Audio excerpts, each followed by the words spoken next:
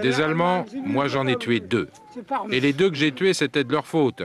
L'un était dans un trou, c'est un copain qui l'a vu. Alors, j'ai pris une grenade et toc, je l'ai balancé dans le trou.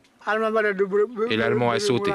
Cet homme qui se remémorait en 1998 les combats de la Première Guerre mondiale, c'était Abdoulaye Ndiaye, qui était le dernier tirailleur sénégalais de 14-18.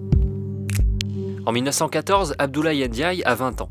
Il est arraché à son village du Sahel et enrôlé de force dans les troupes coloniales françaises, emmené à Dakar, puis embarqué vers la Belgique pour rejoindre le front.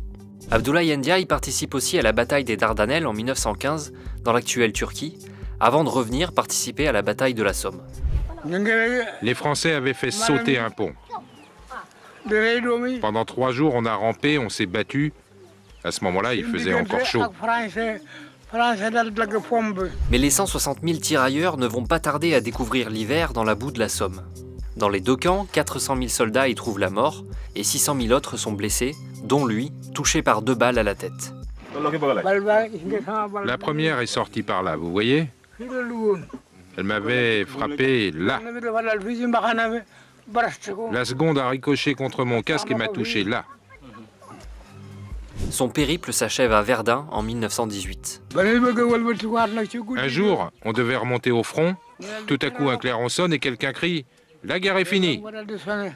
La guerre finie, la guerre finie. Les officiers étaient contents, ils s'embrassaient, ils disaient « Ça, c'est bien !»